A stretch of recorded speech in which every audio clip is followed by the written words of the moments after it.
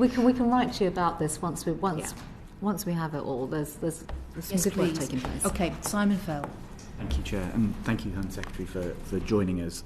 I'd like to cover two areas, if I may. So, beginning with fraud and then moving on to online harms. Fraud, as you'll be well aware, is a growing problem. It accounts for roughly a third of all reported crime at the moment. And the most recent figures we have for Crime Survey for England and Wales showed a 43% increase in fraud and computer misuse, I believe. Action Fraud are seeing a roughly 36% increase in reports to them. And, acknowledge this is a huge topic. It spans from corporate crime down to low-level telephone scams and romance frauds, but I think there is a significant gap between the scale of this problem, which is growing, and the response to it. The DG for Economic Crime at the Economic Crime Command said that about 1% of police resources are dedicated to tackling this. So my initial question is how you plan to close that gap, and frankly, what does good look like for one of our constituents who falls victim to fraud? So I think, can I start with your latter question point first of all, Mr. Fell? By the bell. That's good. In terms of what good looks like, good has to be that when crime is reported, I say this for all crime, but on the fraud and economic in particular, that there is an understanding of what that crime is, and that it's not just reported, it's acted upon. So it goes into, that sort of more process, but the next steps around investigation, data collection, etc., etc. It's pretty obvious that that is not happening right now. And when it comes to crime, economic crime and fraud is on the up. It is absolutely on the up. It's quite clever, it's sophisticated in some quarters, but in other quarters it's not very clever and sophisticated.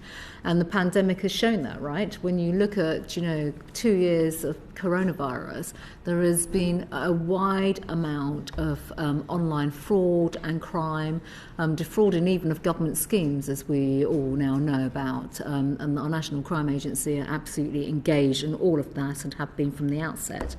But I don't think I can sugarcoat this. We're not there. We're nowhere near there. And there are a number of things that government has to do. So first and foremost, this does link to some of the online harms bill work that's taking place.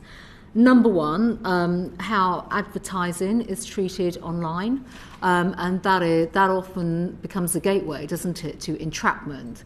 Mr. Fell, you mentioned romance fraud. Well, the honey traps and everything else, how people then sort of are coerced into even relationships online through advertising, etc., etc. So that is one component part, it's one aspect.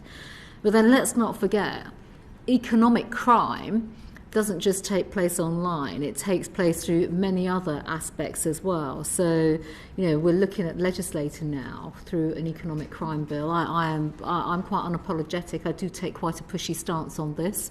Not all of this as ever sits with us in the Home Office. We've got a range of measures that we've already been working through literally over certainly the last 2 years while I've been Home Secretary. Because quite frankly, there was a publication of an economic crime plan, I think actually in the summer of 2019, probably around the time that I became Home Secretary, but making progress through a lot of the work that we have a task force which is with the financial sector. They're amazing, they're incredible individuals and organisations, because they are part of how we can design out some of these crimes, and I actually would welcome more work in this area, working with the private sector, and we're doing that. But at the same time, we have to, through working with Treasury and BEIS, pull these key strands together. I would like to give this assurance that work is taking place. But if I can bring it back to where the Home Office is, roles such as organisations such as Action Fraud, the work of training our new police officers. So one of the interesting points about Police Uplift programme and the recruitment of new police officers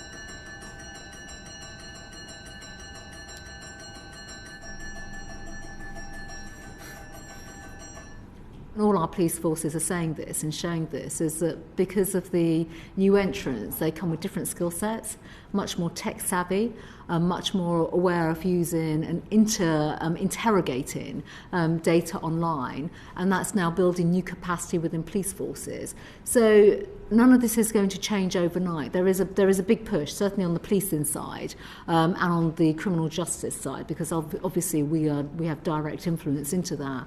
But working across government, you will absolutely see legislation come forward in this area.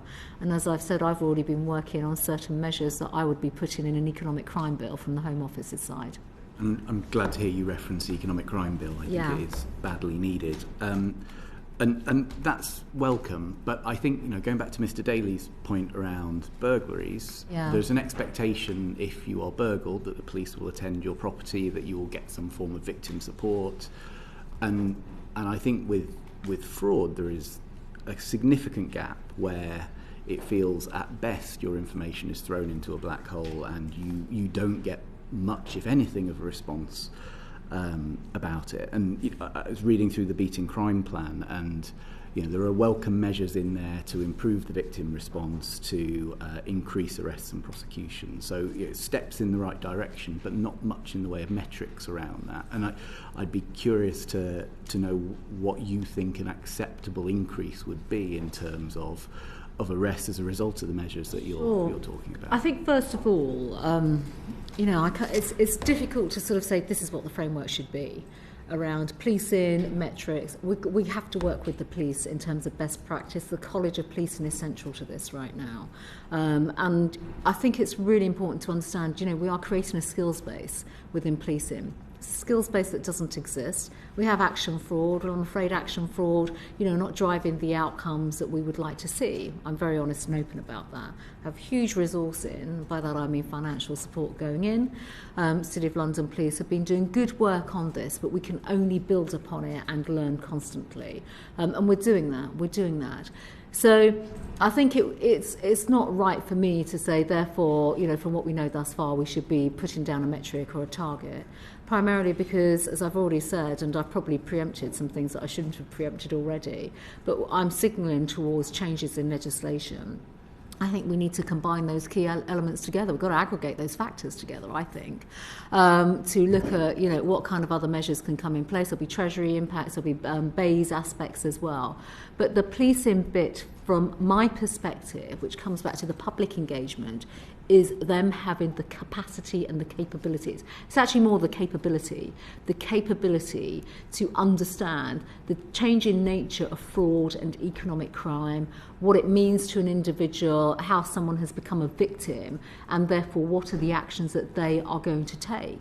So Beating Crime Plan, quite clear in terms of the direction of travel, but then obviously with, I'll give Notts as an example again, Police and Crime Commissioners put a very, very clear plan in place in terms of tackling crime based on the Beating Crime Plan, and clear directions for the force itself. So force by force, I want to see consistency, of course. We can't have different outcomes across different forces or different approaches. We need to take the learnings first and foremost, and that's hard, that is difficult. But also we do have the National Crime Agency, and they lead on a lot of the dark web, the more sinister, horrible side of things that take place, which is why, again, Online Harms Bill absolutely helps, in terms of going into those component areas too. Just on that point, so the Treasury Select Committee released a report on economic crime this morning, and I forgive you for not having read it before your appearance. I knew it was coming. But one of the recommendations in it was to simplify the structures around, and I'm condensing their findings very much, but simplify the structures around how law enforcement deals with economic crime more widely into a single law enforcement agency. And in your previous answer, I think you outlined some of what the challenge is. We have action fraud, we have City of London Police with the responsibility there, the NCA, ROCQs, individual forces. just keen to take your mind as to whether you think that might be a good approach for us to take. So, look, I mean, I'd love a world of less process and less bureaucracy and more streamlining. I'm very clear about that. And quite frankly, policing should be much more direct. And, you know, I will look at all options around this. I really will. National Crime Agency has some brilliant specialisms. It really, really does. Look at the fantastic work that they do. But also, we do need our police forces to have capability in these areas, because that's where the public go to. Public interfaces with their forces at a local level. So, you know, we could have a major tasking agency, which we do have, but quite frankly, we've got to have that skills base, you know, the right kind of skills base and the ability to investigate within our local police forces. The college is instrumental in that, and also and giving public confidence. You know, the public need to report crime when it happens to them, so they've got to be able to do that locally at police forces. Thank you. If I could just move on to online harms briefly. It's welcome that there's a standalone hate crime strategy being developed. We had a number of professional footballers in front of us in this committee talking about the online hate and abuse that they face as part of accessing the world online these days. I'm keen to hear your views on what the government should be doing to promote proactivity by social media companies. So, as part of that inquiry, we submitted examples of out-and-out racist abuse. There was no disputing what that content was. And even though we'd reported it, it sat there for weeks. You can easily go and search many online platforms and find similar abuse, again with no ambiguity around it, and it's not being taken down, even when it's being reported. And there doesn't seem to be an appetite to go after a lot of this stuff. I know the online harms bill is progressing. I'm just keen to know your thoughts on that and whether we should be pushing them to do more. Yeah, I mean, I'm quite unequivocal on this. I think it's appalling. And I'm not even, pushing online companies to do more. Well, we're a little bit tired of pushing them. We are there nearly every day after every incident trying to push them. And quite frankly, I think there should be sanctions against them. I'm vocal about that. We shouldn't be tolerating this kind of awful cruelty online. And thank you for that. And it's not just that. So my local paper, the North West Evening Mail, ran an expose of how they went onto various social media platforms to very easily access people selling Class A drugs online. It didn't even require much of a search to get there. This is a clear breach of the law. And I'm surprised they're able to do so. But I suppose the next part of my question is the mechanism that's used there is people make these searches, they're then pushed onto encrypted messaging platforms to essentially carry out the transaction to buy the drugs. We've had examples of, multiple examples of the far right using platforms like Telegram to share hate content, anti-Semitic content, multiple times. What's the appetite to, obviously there are free speech concerns there, but what's the appetite to move into that space and make sure that platforms like that are captured by the online harms bill and any further legislation? Yeah, well, there should be, absolutely. You will not be surprised, committee will not be surprised to hear, I mean, my views on this are very clear, and they have been, and they're consistent, that we should be looking at every single platform, and this comes back to end-to-end encryption.